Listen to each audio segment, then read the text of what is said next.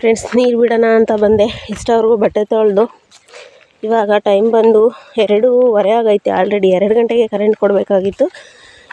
2 ಗಂಟೆ ಕರೆಂಟ್ ಕೊಡಲಿಲ್ಲ. ಇವಾಗ ಕೊಟ್ಟಿದ್ದರು. ನಾನು ಬಂದೆ, ಕರೆಂಟು ಹೋಯಿತು. ಎಲ್ಲ ಹಾಕಿದ್ದಾರೆ ಪೈಪ. ನೋಡೋಣ, ಆಟೋ ಆನ್ ಮಾಡಿದ್ದೀನಿ, ಬಂದರೆ ಗೊತ್ತಾಗುತ್ತೆ. ಬಿಸಿಲು ಹೊಡಿತಾ ಇಲ್ಲ ಫ್ರೆಂಡ್ಸ್, ಸಖತ್ತು ಬಿಸಿಲು ಹೊಡಿತೈತೆ. ಇವಾಗ ಹಿಂಗೆ ಕೊಟ್ಟು ತೆಗ್ದ. ನಾನು ಬಟ್ಟೆ ವಾಶ್ ಮಾಡಿದೆ ಇಷ್ಟವರೆಗೂ. ತೆಗೆದ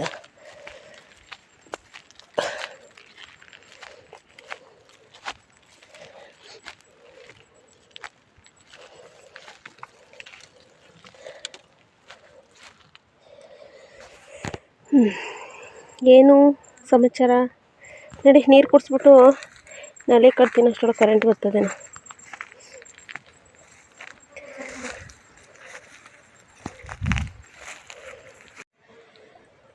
ಈ ಬಿಸಿಲಲ್ಲಿ ಹಸುಗಳಿಗೆ ಮಧ್ಯಾಹ್ನ ಟೈಮು ಮೇನ್ ಇಂಪಾರ್ಟೆಂಟಾಗಿ ನೀರು ಇರಬೇಕು ಫ್ರೆಂಡ್ಸ್. ಹಾಗೆಯೇ ನಮ್ಮ ಒಂದು ಹುಂಜನ ಏನೋ ಹೊತ್ಕೊಂಡು ಹೋಗ್ಬಿಟ್ಟಿತ್ತು, ನಾನು ನೋಡಿರಲಿಲ್ಲ. ನೋಡಿ, ಇಲ್ಲಿ ತಿಂದಾಕೈತೆ. ನಮ್ಮ ಮನೆ ಹತ್ರದಿಂದ ಸ್ವಲ್ಪ ದೂರದಲ್ಲಿ ತೊಗೊಂಬಂದು ಇಲ್ಲಿ ಪುಕ್ಕಗಳನ್ನೆಲ್ಲ ಕಿತ್ಬಿಟ್ಟು ತಿಂದೈತೆ ಫ್ರೆಂಡ್ಸ್. ನೋಡಿ, ಜೇನುಹುಳಗಳು ತೋರಿಸ್ತೀನಿ ರೀ. ನೋಡಿ, ಇಲ್ಲಿ ನಿಂಬೆ ಗಿಡದಲ್ಲಿ ಹೂನಲ್ಲಿ ಆರೋಗ್ತವೆ. ನನ್ನಲ್ಲಿ ಕ್ಯಾಮ್ರಾ ಹಿಡ್ದಿದ ತಕ್ಷಣ ಆರೋಗ್ತವೆ. ಒಂದಾರು ಕಾಣಿಸ್ಕೊಳ್ರಲ್ಲ ಕ್ಯಾಮ್ರಕ್ಕೆ. ಅವು ಆರ್ತಾ ಇದ್ದಾವೆ, ಆದರೆ ಕಾಣಿಸ್ತಾ ಇಲ್ಲ. ಕ್ಯಾಮ್ರಕ್ಕೆ ಮಾತ್ರ ಬರ್ತಾ ಇಲ್ಲ. ನನ್ನ ಕ್ಯಾಮ್ರಾ ಹಿಡ್ದಿದ ತಕ್ಷಣ ನೋಡಿ ಅಲ್ಲೊಂದಿತ್ತು. ಈ ಹೂವುಗಳಿದಾವಲ್ಲ ಫ್ರೆಂಡ್ಸ್, ನಿಂಬೆ ಗಿಡದ್ದು ಹೂವು, ಅಲ್ಲಿ ಬಂದು ನೋಡಿ ನೋಡಿ ನೋಡಿ ಅಲ್ಲಿ ಈ ನಿಂಬೆ ಗಿಡದ್ದು ಹೂವುಗಳಿದ್ದಾವಲ್ಲ, ಹೂವದ ಹತ್ರ ಬಂದು ಎಲ್ಲ ನೋಡಿ ಮಕರಂದನ ಹೀರ್ತಾ ಇದ್ದಾವೆ. ನೋಡಿ ನೋಡಿ, ಇಲ್ಲಿದೆ. ಕಚ್ಚಿಬಿಡ್ತವೆ, ಹುಷಾರಾಗಿರಬೇಕು ಸ್ವಲ್ಪ. ನೋಡಿ, ಇಲ್ಲೇ ನಿಂಬೆ ಗಿಡ ಇದೆಯಲ್ಲ, ಈ ಹೂವಿನ ಗಿಡ ಹಾಕ್ಕೊಂಡ್ರೆ ನೋಡಿ ಎಷ್ಟು ಇದಾಗುತ್ತೆ ಗೊತ್ತಾ, ಹೆಲ್ಪ್ ಆಗುತ್ತೆ. ಈ ಹೂವಿನ ಗಿಡ ಎಲ್ಲಿ ಹಾಕಿರ್ತೀವಿ, ಹೂವಿನ ಗಿಡ ಇರ್ತವೆ, ಅಲ್ಲಿ ಅಕ್ಕಪಕ್ಕ ಜೇನು ಗೂಡು ಕಟ್ಟಿರ್ತವೆ. ನೋಡಿ, ಅಲ್ಲಿ ಹೂವಿನ ಗಿಡ ಇರೋದಕ್ಕೆ ಇಲ್ಲಿ ನಮ್ಮ ಮನೆ ಹತ್ರ ಜೇನು ಕಟ್ಟಿದೆ.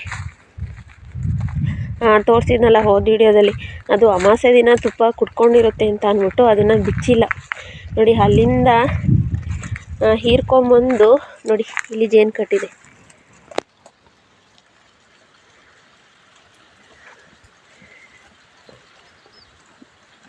ಅಲ್ಲಿಂದ ಹೀರ್ಕೊಂಬಂದು ಇಲ್ಲಿ ಬರೋದವು ಹೂವಿನ ಗಿಡದಿಂದ. ನೋಡಿ, ಇಲ್ಲಿ ಕಟ್ಟಿದೆ. ಅಲ್ಲಿಂದ ಹೀರ್ಕೊಂಡು ಬರ್ತಾ ಇದ್ದಾವೆ. ಮತ್ತು ಹಾಡಿಗೆ ಇಲ್ಲೇ ಹುಲ್ಲಾಕಿದ್ದೀನಿ ಫ್ರೆಂಡ್ಸ್. ಇವತ್ತು ಬಿಸಿಲು ತುಂಬಾ ಇದೆ ಬಿಸಿಲು. ನಮ್ಮ ಸಣ್ಣವಳು ಅಲ್ಲಿ ಮಲಗಿದ್ದಾಳೆ. ಸಣ್ಣಿ ಅವಳು ಮಲಗಿದ್ದಾಳೆ. ನಮ್ಮ ಹಾಡುಗಳೆಲ್ಲ ಇಲ್ಲೇ ಒಣೊಂದು ತಿಂತಾ ಇದ್ದಾವೆ. ಹಸುಗಳನ್ನೆಲ್ಲ ಕಟ್ಬಿಟ್ಟು ಬಂದಿದ್ದೀನಿ.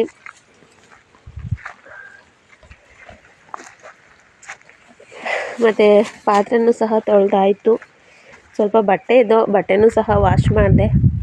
ನಮ್ಮ ಕೆಂದ ಹಾಯ್ ಮಾಡು.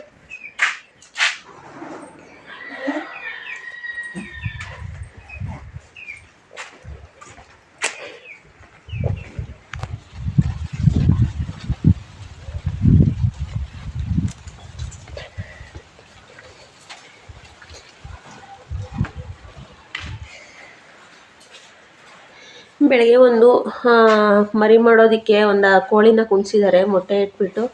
ಇದು ಹಳೆ ಕೋಳಿ, ಇದು ಮರಿಗಳನ್ನ ಚೆನ್ನಾಗಿ ಕಾಪಾಡ್ಕೊಳ್ಳುತ್ತೆ. ಅದಕ್ಕೆ ಒಂದು 15 ಮೊಟ್ಟೆ ಕುಣಿಸಿದ್ದಾರೆ. ಇಲ್ಲೊಂದು ಕೋಳಿ ಕುಣಿಸಿದ್ದೀವಿ. ಇದಲ್ಲೇ ಕುಣಿಸಿ ಒಂದು 15 ದಿನ ಆಗಿರಬೇಕು. ಇನ್ನೇನು ಈಗಲೋ ಮರಿ ಮಾಡ್ಕೊಳ್ಳುತ್ತೆ. ಏನು ಮಾಡ್ತಾ ಇದೀಯ ನೀನು? ಇನ್ನೊಂದು ಮೊಟ್ಟೆ ಇದೆ. ಏನಂದರೆ ಈ ನರಿಗಳ ಕಾಟ ಜಾಸ್ತಿ ಆಗಿದೆ ಫ್ರೆಂಡ್ಸ್. ಒಂದು ಹುಂಜ, ದಪ್ಪದೊಂದು ಹುಂಜ ಇತ್ತು, ಒಂದೇ ಹುಂಜ ಇತ್ತಿದ್ದು ಹೊತ್ಕೊಂಡೋಗಿ ತಿಂದಿದೆ. ಮತ್ತು ಒಂದು ಮೊಟ್ಟೆ ಕೋಳಿನೂ ತಿಂದಿದೆ. ಈ ನರಿಗಳಿಂದ ಹೇಗೆ ಕೋಳಿಗಳನ್ನ ಕಾಪಾಡ್ಕೋಬೇಕು ಅಂತಲೇ ಅರ್ಥ ಆಗ್ತಾ ಇಲ್ಲ.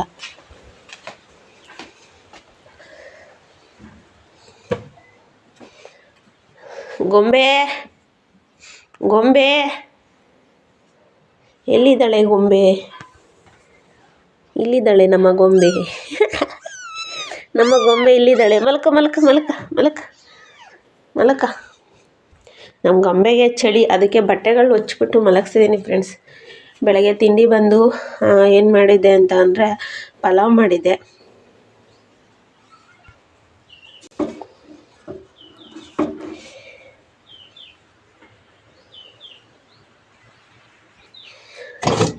ಪಲಾವು ಮತ್ತು ಬಜ್ಜಿ ಮಾಡಿದ್ದೆ. ಇನ್ನೊಂದು 3 ಬಜ್ಜಿ ಹಾಗೆ ಇದೆ. ಸಬ್ಬಸಿಗೆ ಸೊಪ್ಪು ಬರುತ್ತಲ್ಲ, ಅದನ್ನು ಹಾಕಿಬಿಟ್ಟು ಬಜ್ಜಿ ಮಾಡಿದೆ.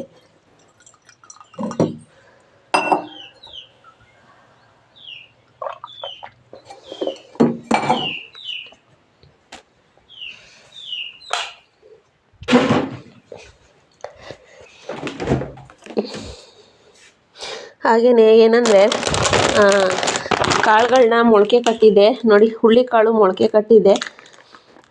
ಒಂದು ಕವರಿತ್ತು, ಕವರ್ ಹಾಕ್ಬಿಟ್ಟು ತುಂಬಿಟ್ಟಿದ್ದೀನಿ. ಇಲ್ಲೊಂದು ಸ್ವಲ್ಪ ಇಟ್ಟಿದ್ದೀನಿ. ಮತ್ತು ಹೆಸ್ರು ಕಾಳು ಸಹ ಮೊಳಕೆ ಕಟ್ಟಿದ್ದೆ, ಅದನ್ನು ಸಹ ಮೊಳಕೆ ಕಟ್ಟಿಟ್ಟಿದ್ದೆ. ಕಾಳುಗಳನ್ನ ಮೊಳಕೆ ಕಟ್ಟಿ ಇಟ್ಕೊಂಡ್ಬಿಟ್ರೆ ಸಾಂಬಾರು ಮಾಡಬೇಕನ್ನೋ ಚಿಂತೆ ಇರಲ್ಲ. ಅಂದರೆ ಏನು ಮಾಡಬೇಕನ್ನೋ ಚಿಂತೆ ಇರಲ್ಲ. ಆರಾಮಾಗಿ ಏನಾದ್ರು ಒಂದು ಸಾಂಬಾರು ಅಥವಾ ಕರಿನ ಏನಾದರೂ ಮಾಡ್ಕೋಬೋದು.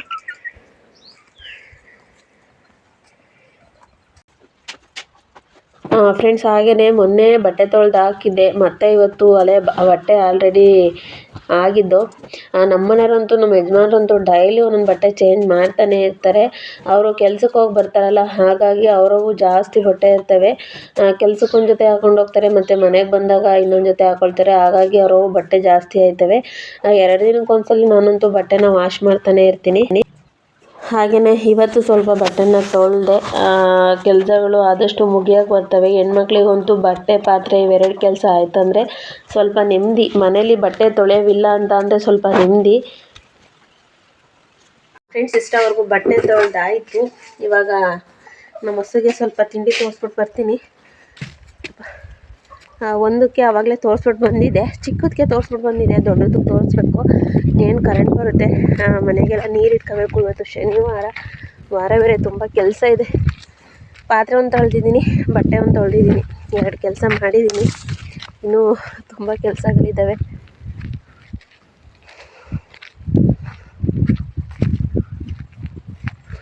ಫ್ರೆಂಡ್ಸ್, ಹಾಗೆ ನೀನು ಯಾರೆಲ್ಲ ಚಾನಲ್ಗೆ ಸಬ್ಸ್ಕ್ರೈಬ್ ಆಗದಲ್ಲೇ ನೋಡ್ತಾ ಇದ್ದೀರಾ, ದಯವಿಟ್ಟು ಸಬ್ಸ್ಕ್ರೈಬ್ ಮಾಡ್ಕೊಳ್ಳಿ. ವಿಡಿಯೋ ಇಷ್ಟ ಲೈಕ್ ಮಾಡಿ, ಮತ್ತು ನಿಮ್ಮ ಫ್ರೆಂಡ್ಸು ಫ್ಯಾಮಿಲಿ ಮೆಂಬರ್ಸ್ಗೂ ಶೇರ್ ಮಾಡಿ, ಸಪೋರ್ಟ್ ಮಾಡಿ ಫ್ರೆಂಡ್ಸ್.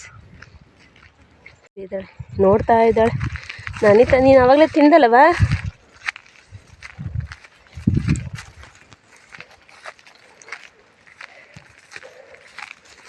ನಿಂದು ಆಯ್ತು, ಆವಾಗಲೇ ನೀನು ತಿಂದೆ. ನೀನು ಇವಳು ಬೆಳಗ್ಗೆ ತಿಂದಿಲ್ಲ.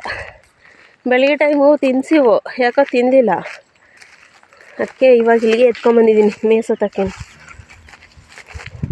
ಬಾರ್ ಮಗಳೇ ತಿನ್ನು. ಬೆಳಗ್ಗೆ ಯಾಕೆ ತಿಂದಿಲ್ಲ ನೀನು?